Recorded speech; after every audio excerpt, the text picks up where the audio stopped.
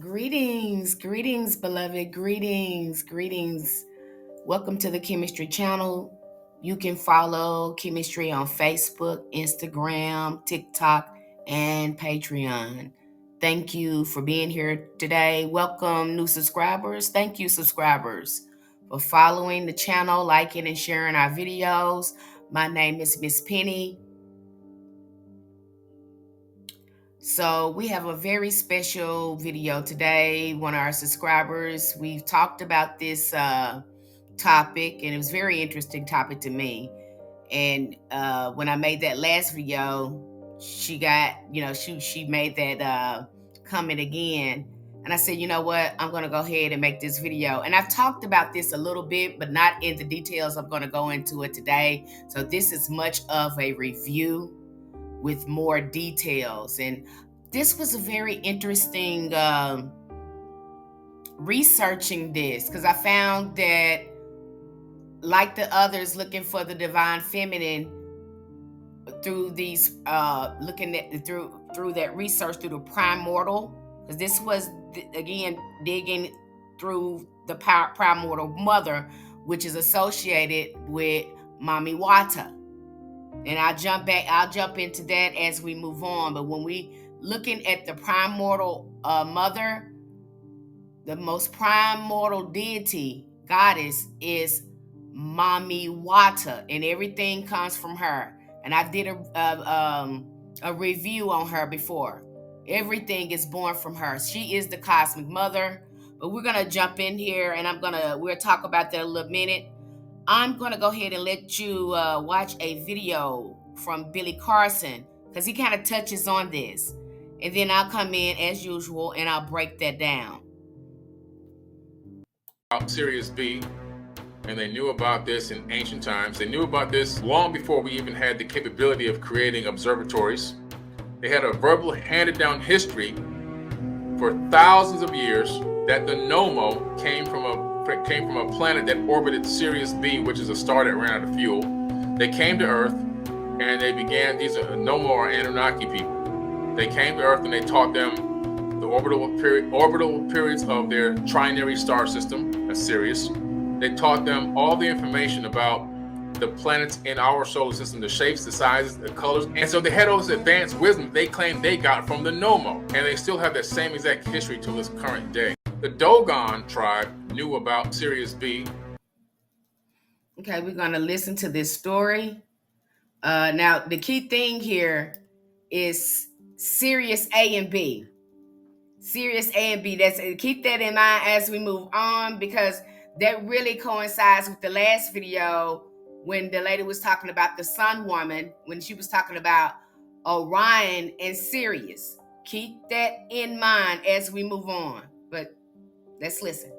Sirius B, and they knew about this in ancient times. They knew about this long before we even had the capability of creating observatories. They had a verbal handed down history for thousands of years that the Nommu came from a planet that orbited Sirius B, which is a star that ran out of fuel. They came to Earth, and they began. These are Nommu or Anunnaki people. They came to Earth and they taught them the orbital. Let's see, that's the same thing. He said they came out from somewhere else. You got these other people coming out, teaching them something else, teaching these men something else. It's the same story. The same with the Sun Woman. You see this common thread, because this is an old ancient story. We were here so much longer. And the more I look at this story, I'm saying, when was it tampered with? How long has man really been on this planet? Do we know how long? We know they found woman remains here, but how old are these men really? That's another question to ask too, because the timeline has been messed up.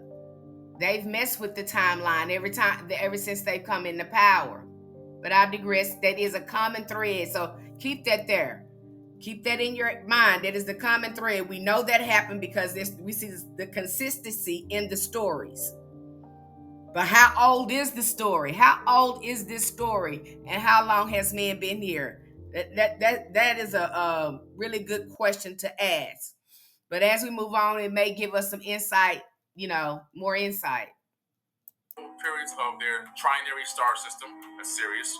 They taught them all the information about the planets in our solar system, the shapes, the sizes, the colors. And so they had all this advanced wisdom they claimed they got from the Nommo. And they still have that same exact history to this current day. The Dogon tribe knew about Sirius. So you heard it there. We're going to move on to the next video. We're going to watch that, and then I'll come back and give a review on that as well.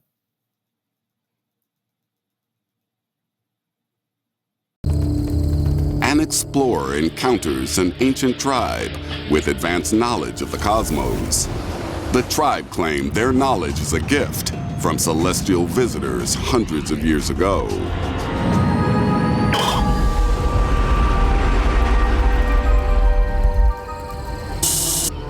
(1931). After trekking for hundreds of miles through the jungles of sub-Saharan Africa, French anthropologist Marcel Griaule reaches the country of Mali. There, he and his team meet with local tribespeople known as the Dogon. The existence of the companion star, called Sirius B, had been established by astronomers several decades before Griaule's arrival. This leads some to suggest that perhaps other traders or visitors had revealed its existence to the Dogon. The really strange thing about the Dogon tradition is that it dates back to before the era of astronomical instruments. The knowledge existed for many centuries before Sirius B was even known. During his time with the Dogon, Griaule observes them conducting strange rituals to mark the passage of the invisible star. Even though they cannot see it, they seem to be able to predict its movement. So they also got the orbital period correct, 50 years. So how could they know that? If you were to look at a modern drawing of the orbits of Sirius and Sirius B and compare that to the ancient Dogon drawing, you'll see that they match up almost identically. The remote tribe appeared to understand the orbital mechanisms of a star almost 9 light years from Earth. Some dismiss this as pure coincidence. Dumb luck might explain 2 correct astronomical predictions, but the Dogon legend also reveals a 3rd prophecy about Sirius B. They claim that it is white and made from the heaviest metal in the universe. One thing they said about Sirius B is that it's made up of very, very heavy, very dense material. For 7 decades, scientists can only speculate as to how much of the Dogon's astronomical knowledge is true. In 2005, NASA begins deep space observations of Sirius B using the Hubble Space Telescope. The state-of-the-art satellite data shows that, incredibly, the Dogon were right once again. NASA's Hubble Space Telescope finally gets us the information we need. Sirius B is a white dwarf star. It's a dead star that's incredibly dense. 1 teaspoon would weigh over 1 ton. The NASA discovery seems to confirm that the ancient tribespeople have somehow acquired detailed information about a star that is invisible to them. So how did they come to this knowledge, which we observe to be true in large part? The Dogon claim that they received the information about Sirius B directly from beings who lived in that star system. Okay, so you saw that video. Again, the common thread that they got that knowledge from someone else, that they came from, another star system.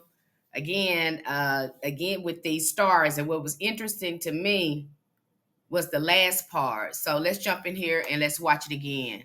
And I'll show you. I will.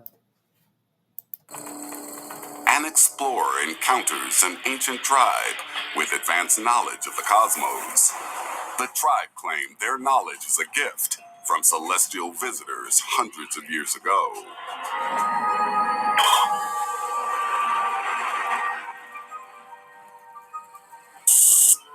(1931). After trekking for hundreds of miles through the jungles of sub-Saharan Africa, French anthropologist Marcel Grioul reaches the country of Mali.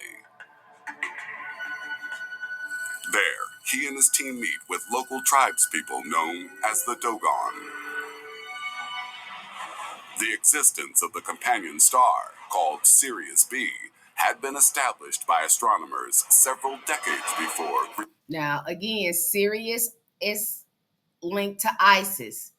This is where she originated from. Okay? Again, they are leaving out this information. And this is going to make sense as we move on. That's why I'm breaking this down.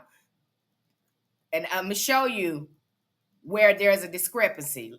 Yule's arrival. This leads some to suggest that perhaps other traders or visitors had revealed its existence to the Dogon. The really strange thing about the Dogon tradition is that it dates back to before the era of astronomical instruments. The knowledge existed for many centuries before Sirius B was even known. Before Sirius B was ever known, that knowledge existed. That is what he said. Let's move on. That's the part you guys didn't get a chance to see because I edited it out. But here we go.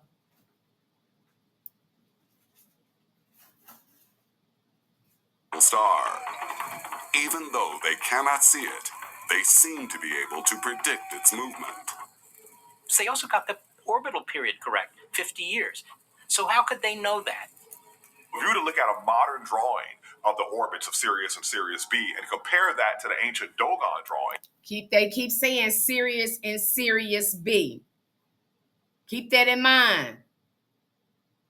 Because remember in the other video, which we're going to watch again, the Sun Woman video, she mentions that these other beings come from, the XY is coming from Orion, and the XX, it could be the other way around. The XX is coming from Sirius.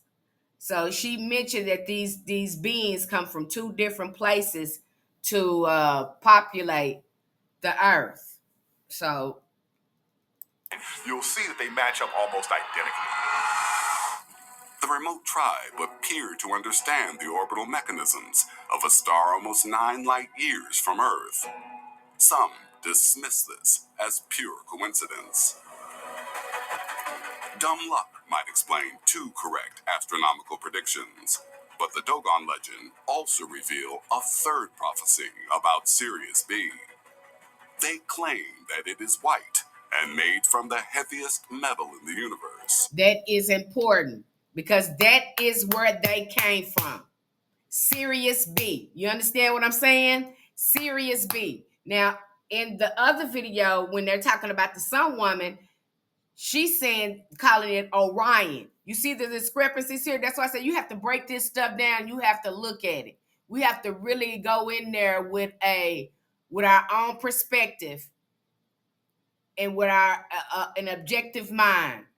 Do not take this stuff in. Now, me, because I got these artistic things, I see the patterns in all of them, and I see them interconnected. But it is the same story. These people, XY chromosome, they came, listen to what he says about this planet. This is going to tell you, and you said they come from a heavy metal planet. Now, when the Anunnaki came here, what was they digging for? All the metals. All the metals. The precious gold, the silver, all of that. That's what they came here for, those entities. But I digress. Let's go on. One thing they said about Sirius B is that it's made up of very, very heavy, very dense material. For 7 decades, scientists can only speculate as to how much of the Dogon's astronomical knowledge is true. In 2005, NASA begins deep space observations of Sirius B using the Hubble Space Telescope. The state-of-the-art satellite data shows that, incredibly, the Dogon were right once again. NASA's Hubble Space Telescope finally gets us the information we need. Sirius B is a white dwarf star. It's a dead star. Did you hear what she said? It's a dead star. is a dead star. That would be a reason to just leave your planet, wouldn't it? That would be a reason to leave your planet and come somewhere else, right? It's incredibly dense. 1 teaspoon would weigh over 1 ton. 1 The teaspoon. NASA discovery seems to confirm that the ancient tribes people have somehow acquired detailed information about a star that is invisible to them. So how did they come to this knowledge, which we observe to be true in large part? The Dogon claim that they received the information about Sirius B directly from beings who lived in that star system. Now, you heard it there. You heard it there. Okay? So they're telling you they came from somewhere else. But when they came here, this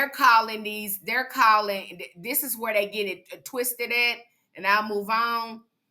The Nommo people were already here. Let's get that here. They were not the Nommo people. But when they came here, the Nommo were created by these outside individuals, these hominids. Just like Billy Carson talked about, those hominids. They became the Nommos because they came in contact with the ancient being here, which we're going to talk about here in a minute. Moving on. Let's get to the next video.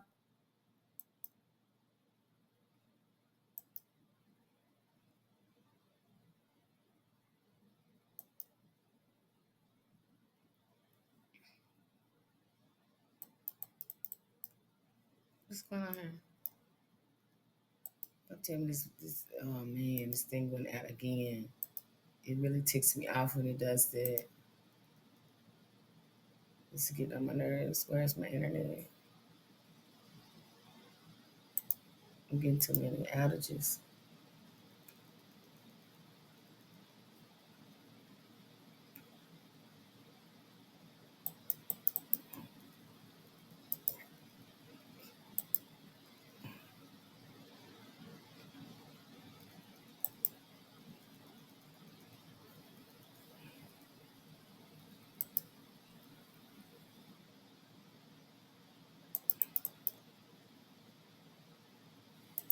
Okay.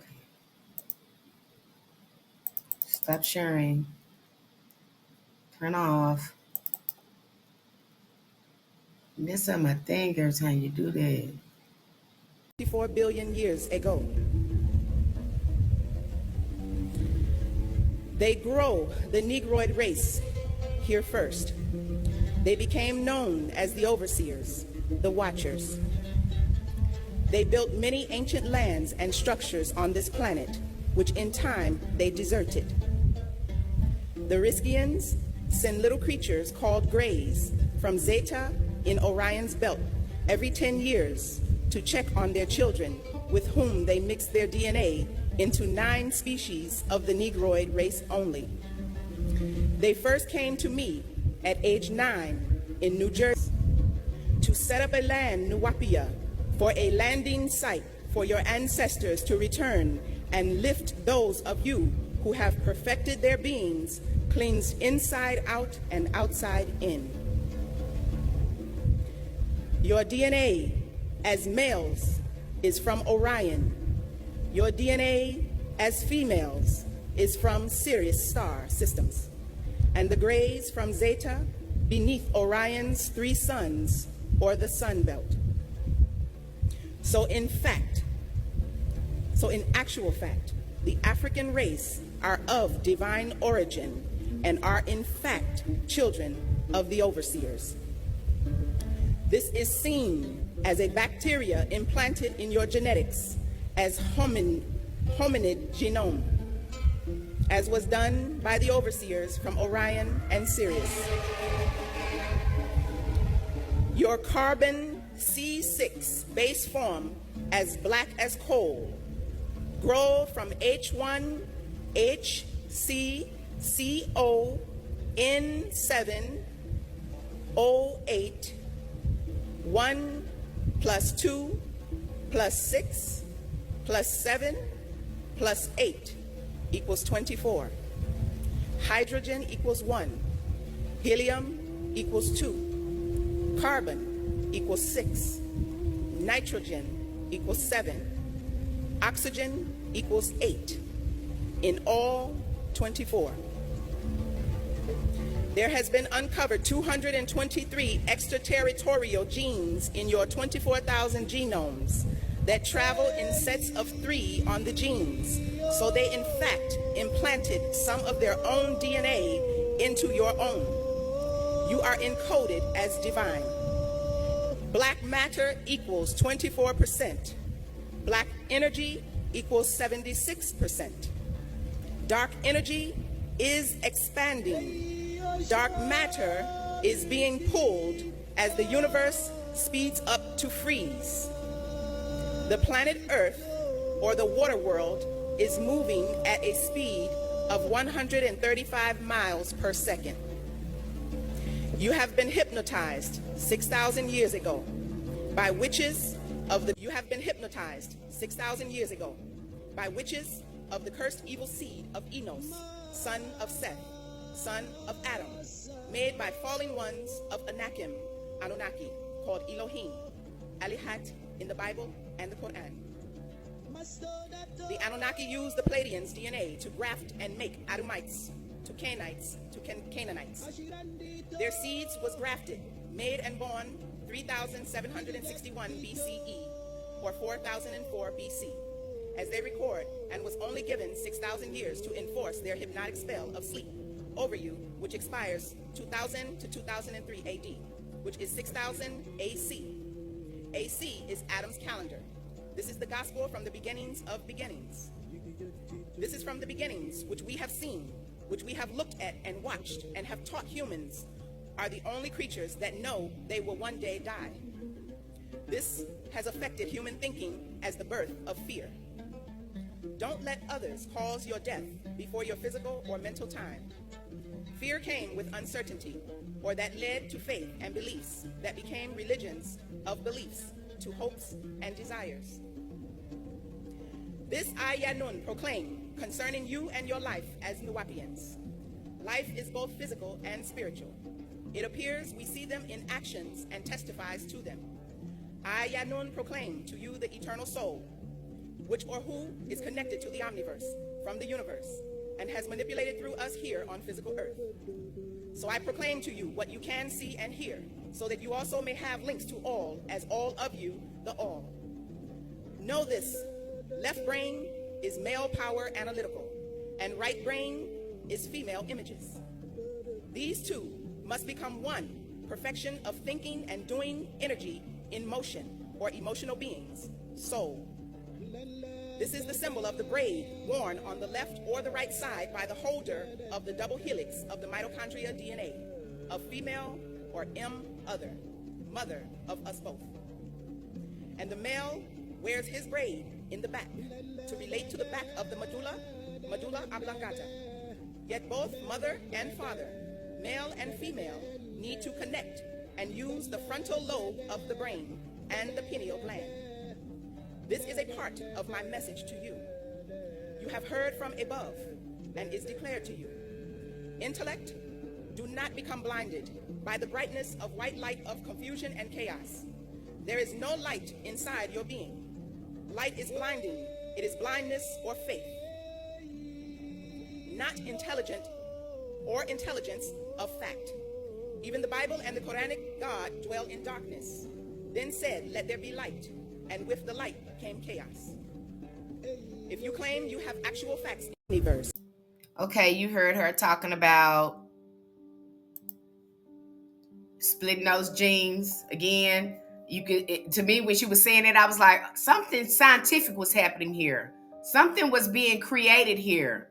You know, why is it a need to say this? If they actually did come from here and come from there, why are we explaining these elements and this genetic stuff? Why are we doing it? Why are we making it clear that there was hermaphrodites and all that stuff here? Why are we doing it? This is a divine feminine planet.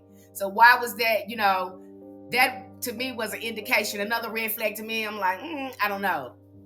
It sounded like some genetic testing that was going on here. Sound like, that's what it sounded like to me. But it's interesting to know, this is the story of the Dogon, and we're gonna dive into what they, a little bit more about their story, their cosmology, and the origin of where they come from, because they have a very unique cosmology. But they do admit the creation of the universe and the world was made by Amma, A-M-M-A, something. If we move that M to the front, it'll say Mama. It's something how the Great Mother is still present in everything, and the role of the Nammu in their creation myth. Now, to me, the Nammu to me, when they're still playing the Nammu is referring to this offspring, man offspring. I'm going to tell you why I said it in a minute. This is specifically addressing the man offspring. That's what I think. I'll tell you why I say that in a minute, because this name is getting ready to change. That's just how much research I had to do. I was like, oh, the Nammu are considered intermediaries between Amma and humanity, and are often associated with water and fertility. So they put themselves there. Men put their selves in there, but the Nammu are actually the Nammu. Nammu is actually the intermediaries, because again, Nammu embodies that divine feminine energy. Namma. Nammus are usually, or Nammus are usually described as amphibious, hermaphroditic, fish-like creatures. Now remember her talking about that hermaphrodite and all that. Again, they're trying to explain away parthenogenesis, because if they were to admit that these Nammus was already here and they were able to replicate themselves without any issue, that will let you know who they really are. Folk depictions of Nammus show creatures with humanoid upper torsos, legs, and feet like torso and tail. These were the Nammus. And you can trace this all the way back to Mama Wati, again, Mami Wata, again, because she was the first primordial mother. She was the first goddess. I talked about this in the Symbols if you want to go back and watch that book review. This is where everything was born from her. Voodoo gets its roots from her. Orishas get their roots from her. That's why that story about Oshun is very unique, because they say she held back her waters. That go back to Mama Wata. When you're looking at Yemiya, when you're looking at Oya, when you're looking at the Oshun, you're looking at Mama Wati. They're different faces of Mama Wata. I think I talked about that before. The primordial mother. It's all linked back to her.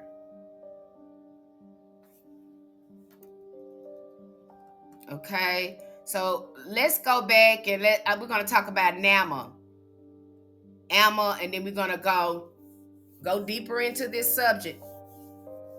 Amma alone was in the shape of an egg. Okay, they describe the universe. They're describing her as an egg. Okay, the universe. She was an egg. The 4 collarbones were fused, dividing the egg into air, earth, fire, and water, establishing also 4 cardinal directions within the cosmic egg was the material and the structure of the universe, and the 266 signs that embrace the essence of all things. Now explaining this, saying that she was an egg, she possessed everything. Everything was already inside of her. She had all the genetic coding and everything she needed to live. She was organically from this planet. That's basically what she's saying. She came as an egg. When she came, she's organic from here. And she grew.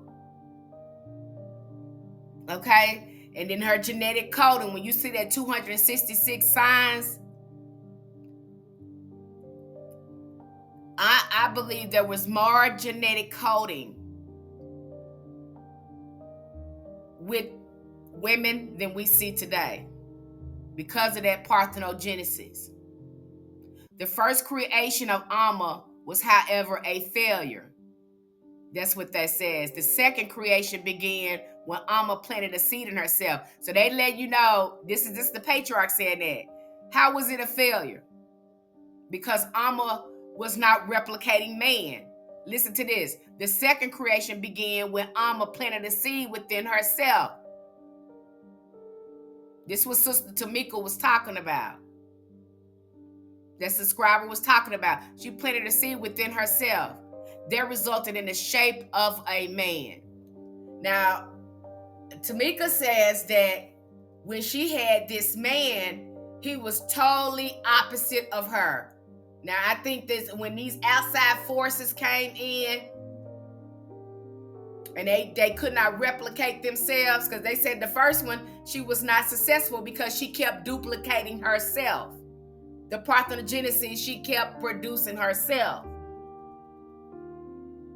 And then it says she was successful when she planted the seed within herself. They gave her the seed to plant within herself. See, this goes right back to Billy Carson's story. She planted the seed. Sister Tamika is saying that when she gave birth to this man, that he was white, he had flat white hair. He was actually the first white man, the albino. His genitals were on the outside of him. And when the great mother looked at him, to her, he was totally disfigured. He was totally opposite of her. He didn't have any breast, all of that. He didn't have it. And so she saw there, because it was not a replica of herself. It was totally opposite of what she had ever given birth to. And that is when they're saying that they were successful.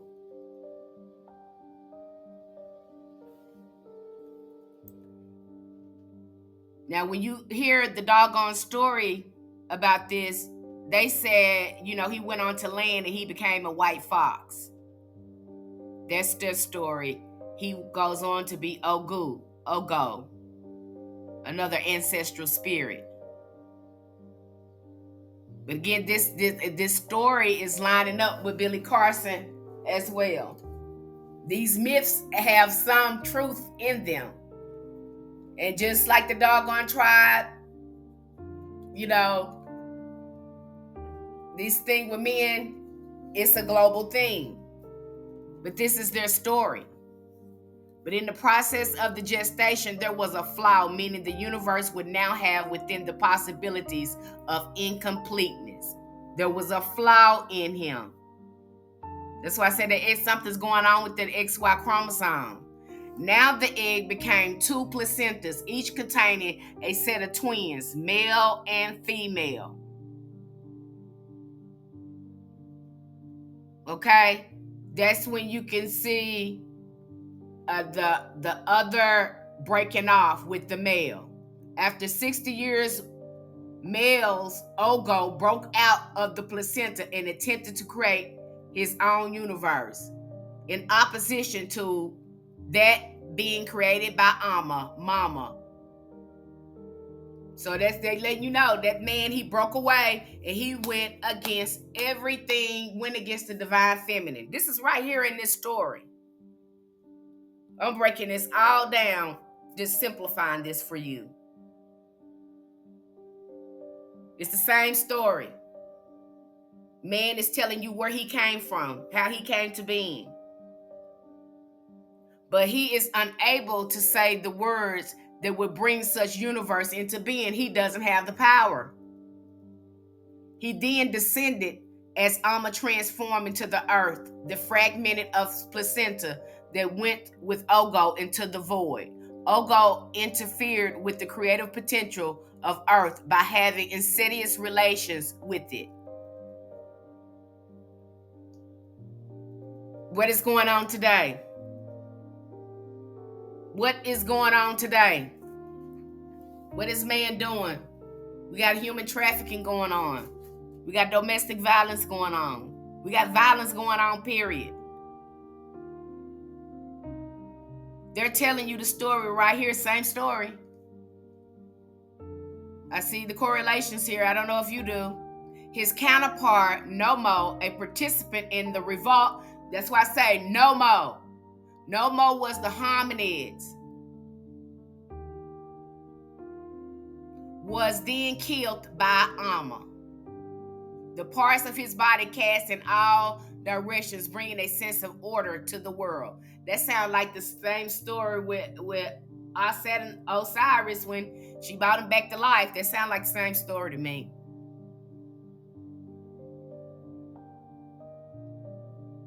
She said they did that. She bring a sense of order back to the world, but they call her the mother of chaos, though. But she had to do something with him in order to bring order back into the world.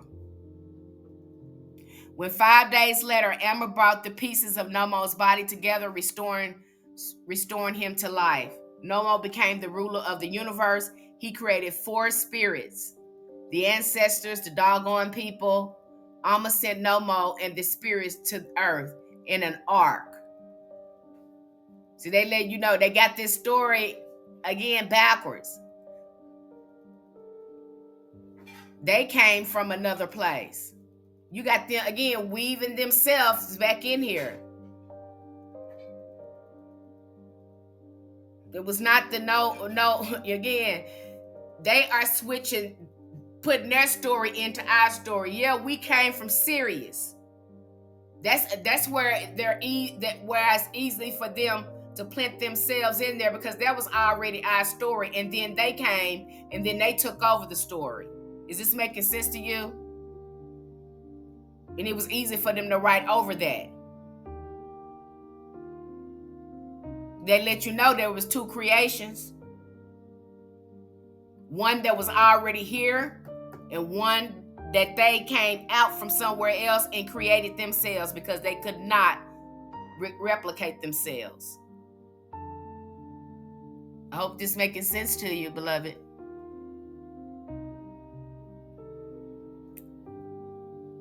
Along the way, Nammu uttered the words of Amma, and the sacred words that create were made available to humans. In the meantime, Ogo was transformed by Amma into Yaguru, the pale fox. Now that's what I found. I don't know what Sister Tamika, I don't know what she found, but that is what I found.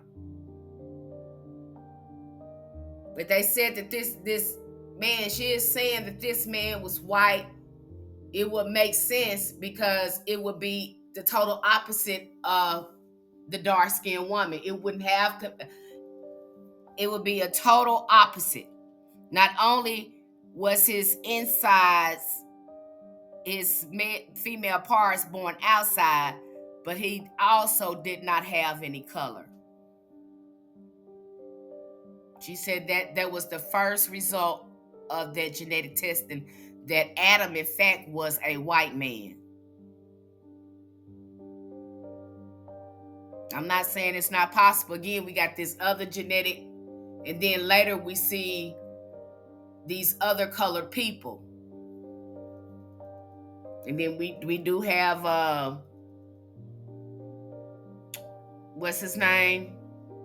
Elijah Muhammad talk about Yaqub. The scientists with the big head. So that, you know, some of this stuff is kind of lining up here. There's a common thread in there. The Sumerian goddess Nammu is associated with water and holds a significant mythological importance in ancient Mesopotamia, exploring her origins and her role as the mother goddess sheds light on creation's myths and the mother and son relationship. She gave birth to gods and created humanity. They letting you know there, she gave birth to gods and created humanity. Despite her extremely important role, much of her story is wrapped in mystery because they try to hide it. You'll see that in Sumeria. Sumeria is where all this stuff happened at. Again, a lot of this stuff happened in Sumeria. You go back to ancient Sumeria, this is the story here. They'll try to divide the stories, divide these myths up, but they're coming from the same source. Some of the information can be derived by looking at the Babylonian counterpart to Nammu or Tiamat. Although Nammu is translated to Namma, Namma. See how they play with your name? It does not appear as a main character in any of the known Sumerian myths. Remember when those men went into Samaria? That's where Abraham came from, remember? That's where he came from. He was down there in Sodom and Gomorrah, over there in that area. Sodom and Gomorrah is not too far from Samaria.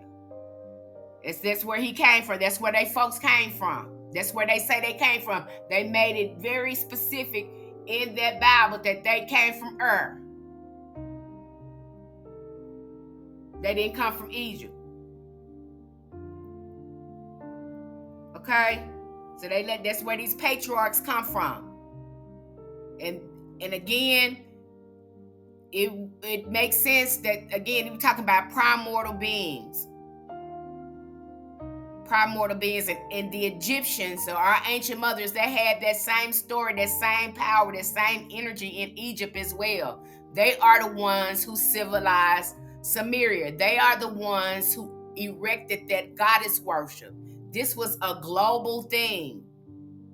Women were communicated. Again, there were nothing but women on this planet, so you will see a lot of goddess shrines. And now they're built over by patriarchs.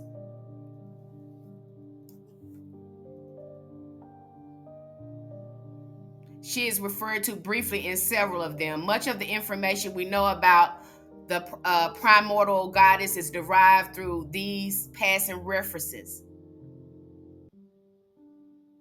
Not much is known about Nammu, but she may have been a much more important prehistoric deity in the times before her son Enki took over most of her tasks. Do you see that?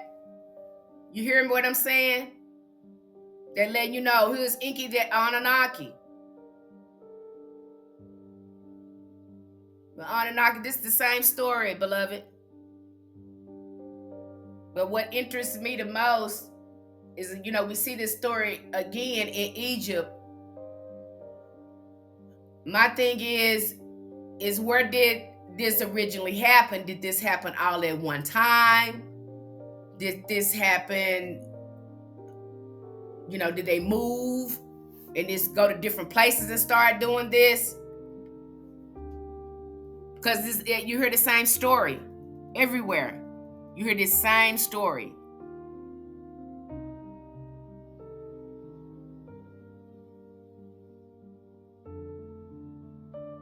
Enki's birth as the son of the goddess Nammu is attested in Neo-Sumerian mythological texts entitled Enki and Namaya. It is said that Nammu got the idea to create mankind in the image of gods. Who was the gods? These Anunnaki that came here. That's what she's talking about. However, to do this, she had to consult her son, Enki. Again, we got some more deception going on. Who gave his mother instructions on how to do it? Then we have this Marduk. Marduk is coming on the scene. This is the Patreon god of the Babylons, and she begins to fade out the picture when these patriarchs come in and start bringing in their own pantheon.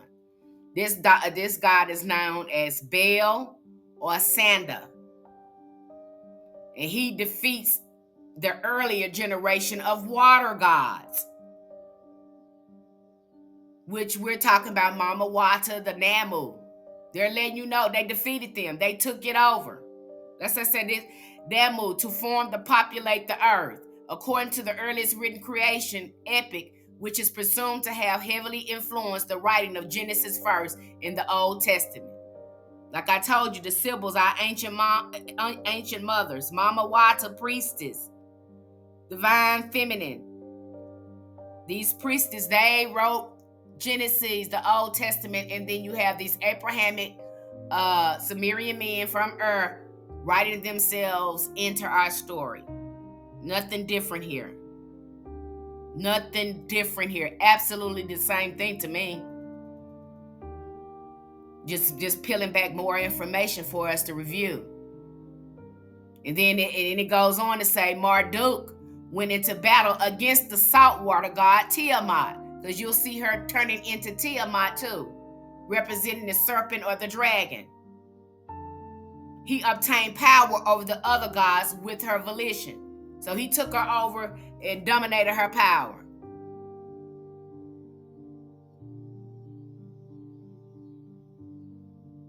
The old Dogon legend tells when God of the universe Amma sent Nammu to earth, this was half man, half amphibian creature which landed in the land of the fox.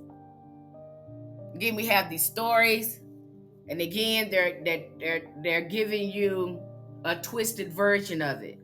And if you're not careful, because they have to do that, they feel like they have to do that to make sense of it.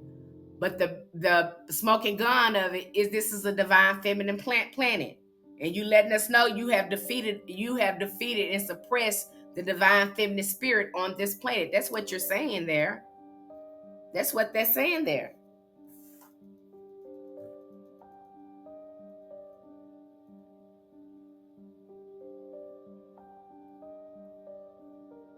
Okay, I finished with this section. There is another section I wanted to go into.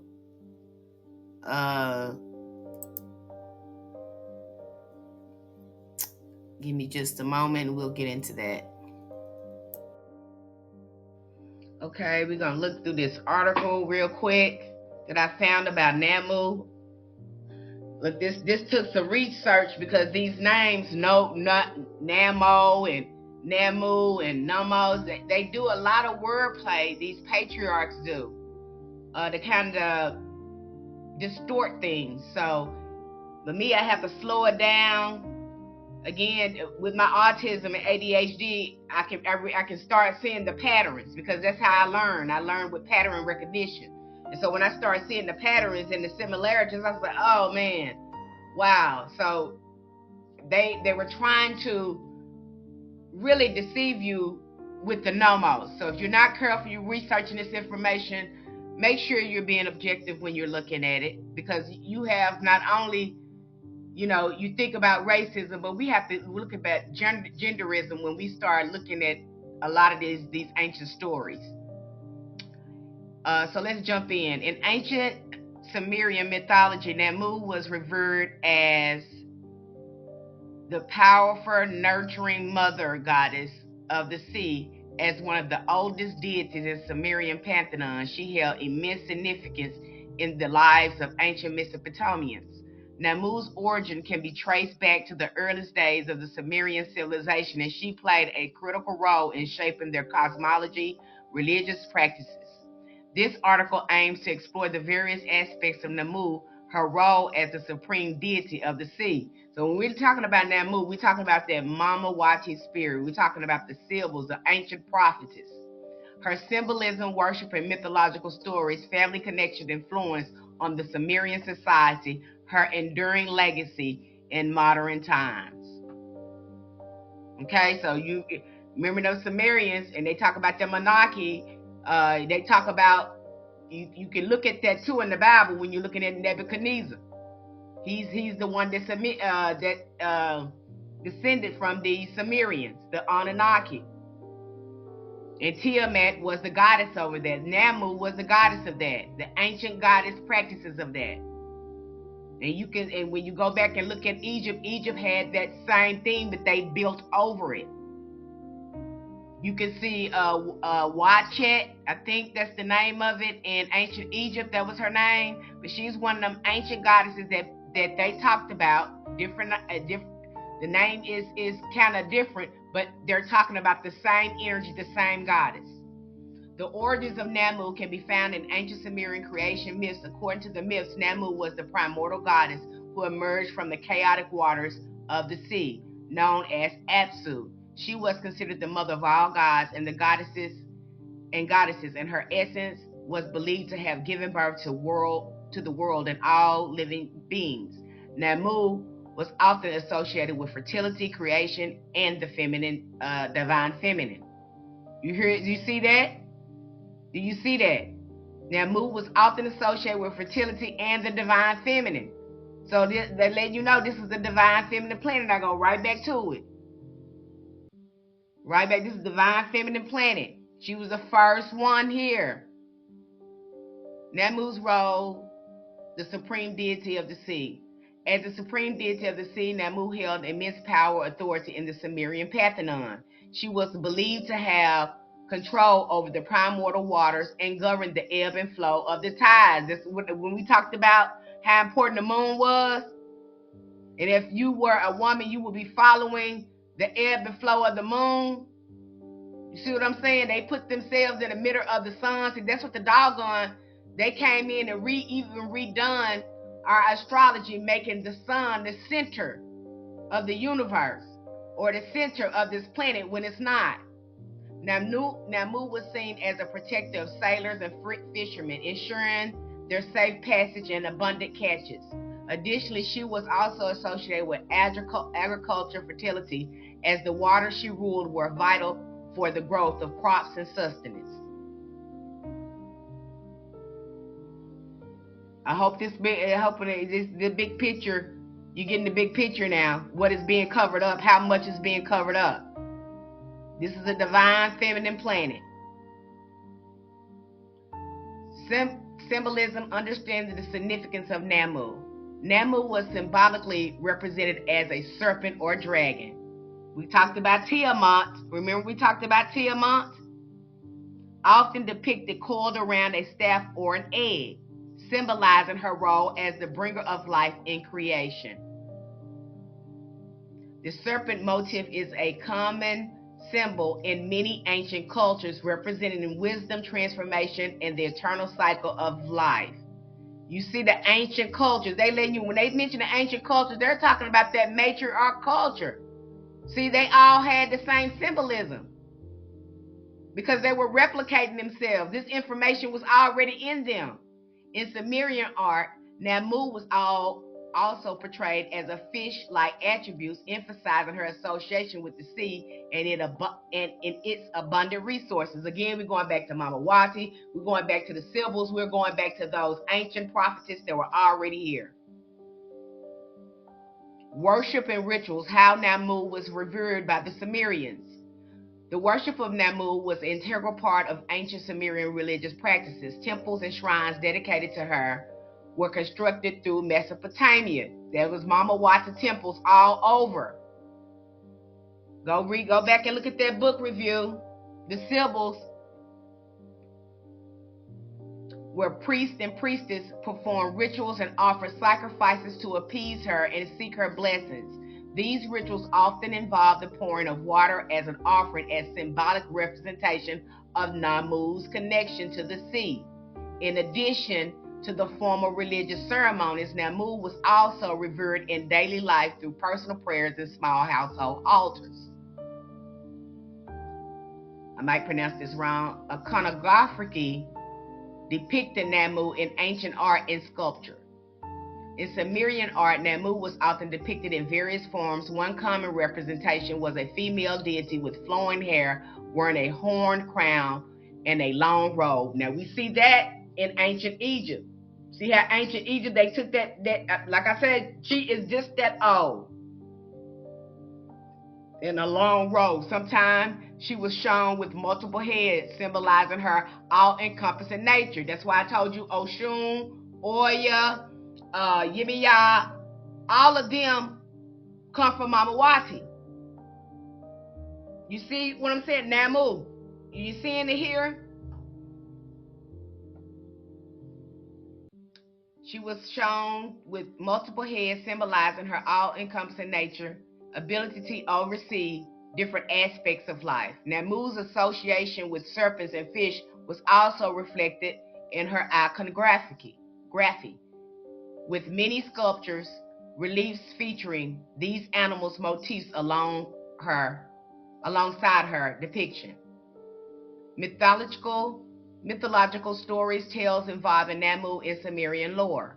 Nammu appeared in several mythological stories in Sumerian lore, often playing a crucial role in creation of the world. They can't have this story without her. Somehow, when they got Christianized, again, they still had to keep that Mary in there, but they put her in the shadows. They really did. They put her in the shadows. And the origins of humanity. One such tale is Eridu Genesis. Again, she's the story. She is the first of creation, which describes how Nammu, as the primordial goddess, gave birth to the gods and shaped the universe. Another story involves Nammu creating the first humans, molding them from clay and imbuing them with life. These myths highlight Nammu's significance as the mother and the creator of all existence. You're seeing it here. I don't care, if you are doing your healing, if you are connecting with the ancestors, and you're going to get this information. If you truly doing your ancestors' work and you're diving deep, this information is going to be plain to you. Nammu's family relations and connections in Sumerian pantheon. Within Sumerian pantheon, Nammu had familial connections with other prominent deities. She was believed to be the mother of Enki, the god of wisdom and fresh water, making her granddaughter figure to a multitude of other gods and goddesses, making her Big Mama. She was believed to be the mother of Enki. Okay, Enki, we call Enki maybe the first Nomo. Maybe he was that first opposite. Nammu's close relationship with Enki often led to their collaboration in various mythological stories and rituals, further solidifying her importance in the Sumerian religious framework. But Enki probably couldn't have any recognition without her. That's just like you see the patriarchs, the Abrahamic patriarchs, go in and start marrying these sibyls in their Bible. They, in the ancient world, they had to get some recognition. That was the only way they can get recognition, by mentioning these ancient prophetess in this Bible. So again, he had to get some recognition because she held all the power. He's wielding this power through her. Influence, Nammu's impact on ancient Sumerian society. Nammu's influence extended beyond the realm of mythology and religion. As the goddess of the sea and fertility, she played a significant role in shaping the daily lives of the ancient Sumerians. Fishermen and sailors relied on her protection in favor of successful voyages and bountiful catches. Farmers offered prayers to Nammu for fertile soils, abundant harvests. Her presence in Sumerian society was a constant reminder of interconnectedness between humans, nature, and the divine.